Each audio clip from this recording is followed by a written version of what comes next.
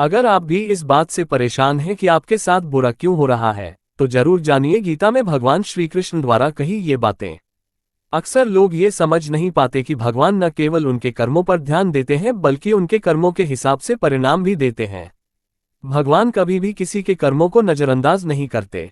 लेकिन अगर आप भी समझना चाहते हैं कि भगवान आपको कब, क्या और क्यों कष्ट दे रहा है, तो जरूर जानिए गीता में भगवान श्री कृष्ण द्वारा कही ये बातें।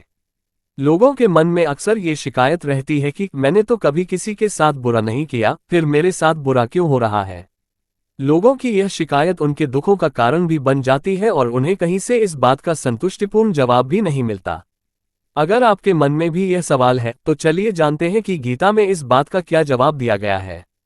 भगवद गीता के अनुसार जब अर्जुन के मन में यह सवाल आया, तो वह इसका जवाब जानने श्री कृष्ण के पास पहुंच गए।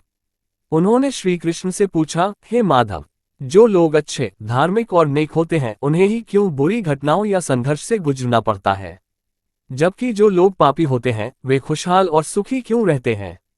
श्री कृष्ण अर्जुन के मुख से यह प्रश्न सुनकर मुस्कुराए और उन्होंने फिर अर्जुन को समझाते हुए कहा, पार्थ, मनुष्य जैसा सोचता है और महसूस करता है वैसा कुछ नहीं होता है, बल्कि अज्ञानता की वजह से वो सच्चाई नहीं समझ पाता है। कर्मों के अनुसार ही सुख दुख मिलते हैं। अर्जुन जब उनकी बात ठीक से नहीं समझे तो श्री कृष्ण उन्हें समझाते हुए कहते हैं, हर प्राणी को अपने कर्मों के अनुसार ही सुख दुख मिलते हैं। अर्थात जो अच्छे कर्म करता है उसे अच्छा फल मिलता है और जो बुरे कर्म करता है उसे बुरा फल मिलता है, क्योंकि अच्छा कर्म और बुरा कर्म इंसान पर ही निर्भर करता है। प्रकृति प्रत्येक मनुष्य को अपनी राह चुनने का मौका देती है, पर इसका फैसला करना कि वह किसके साथ चलना चाहता है ये व्यक्ति की इच्छा पर निर्भर करता है। श्री कृष्ण ने अर्जुन को कर्म करने का उपदेश देते हुए कहा कि ये सोच लेना कि भगवान तुम्हारे कर्मों को नजरअंदाज कर रहे हैं, गलत है। फल की चिंता न करके निष्काम भाव से कर्म करना चाहिए। इस तरह कर्म करने से मनुष्य सुखी और समृद्ध होता है, भले ही उसे विभिन्न प्रकार की परेशानियों से गुजरना पड़े। जीवन में ना कुछ होता है और ना ही कुछ व्यर्थ होता है। भगवान हमें कब, क्या और किस रूप में दे रहे हैं, मनुष्य इसे समझ नहीं पाता है। मैं उन्हें वो प्रदान करता हूं जो उनके पास नहीं है। भगवान श्री कृष्ण गीता के 9वें अध्याय के 22वें श्लोक में कहते हैं, जो मनुष्य मेरा ध्यान करते हैं मैं उन्हें वो प्रदान करता हूं जो उनके पास नहीं है, साथ ही जो उनके पास है मैं उसकी रक्षा भी करता हूं। गीता के दूसरे अध्याय के 14वें श्लोक में कहा गया है, सुख और दुख का भाव इंद्रियों से निकलता है।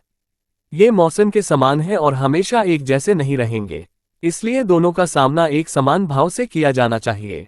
ठीक है, मैं आपको इस विषय पर एक लंबी, गहराई से समझाने वाली और प्रेरणादायक कहानी सुनाता हूं, जो भगवद गीता में भगवान श्री कृष्ण द्वारा कही गई शिक्षाओं पर आधारित होगी। अगर आप भी परेशान हैं कि आपके साथ बुरा क्यों हो रहा है। एक समय की बात है, हस्तिनापुर के महायुद्ध कुरुक्षेत्र के मैदान में अर्जुन अपने जीवन के सबसे कठिन मोड़ पर खड़ा था। चारों तरफ रिश्तेदार, गुरु, मित्र सभी एक दूसरे के खिलाफ युद्ध के लिए तैयार थे। अर्जुन के मन में सवाल था, भगवान ये सब मेरे साथ क्यों हो रहा है। मैंने किसी का बुरा नहीं किया, फिर ये दुख, ये कठिनाई, ये युद्ध क्यों। तब भगवान श्री कृष्ण ने मुस्कुराकर अर्जुन से कहा, पार्थ, ये संसार अस्थायी है। इसमें सुख और दुख ऋतु के परिवर्तन की तरह आते जाते रहते हैं। जैसे गर्मी और सर्दी को सहना पड़ता है, वैसे ही जीवन के सुख दुख को भी सहना पड़ता है।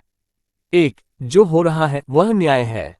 श्री कृष्ण ने बताया, अर्जुन, तुम्हारे साथ जो कुछ भी हो रहा है वह तुम्हारे कर्मों का परिणाम है। ये ब्रह्मांड कर्म के नियम पर चलता है। अच्छे कर्म का फल अच्छा और बुरे कर्म का फल बुरा, यही इसका शाश्वत नियम है।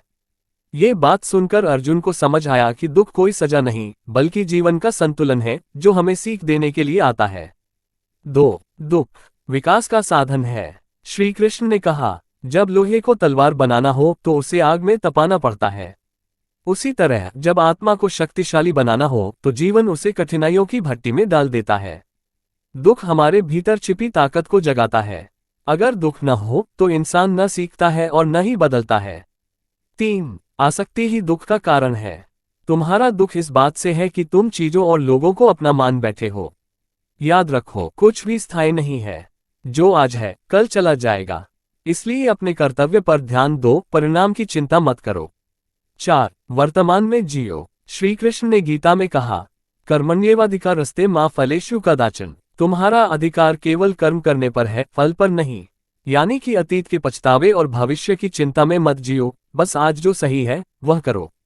कहानी का संदेश। जब हमारे साथ बुरा होता है तो हमें लगता है कि भगवान हमें भूल गए हैं, लेकिन असल में वे हमें एक बड़ी तैयारी से गुजार रहे होते हैं। हर कठिनाई एक परीक्षा है जो हमें और मजबूत और समझदार बनाती है। अगर अर्जुन युद्ध के मैदान में भाग जाता तो वह कभी इतिहास का सबसे महान योद्धा न बन पाता। बल्कि इसलिए अगर आपके साथ भी इस समय बुरा हो रहा है तो याद रखिए, यह आपके जीवन की कहानी का एक अध्याय है, पूरी किताब नहीं। यह आपको तोड़ने नहीं, गढ़ने आया है।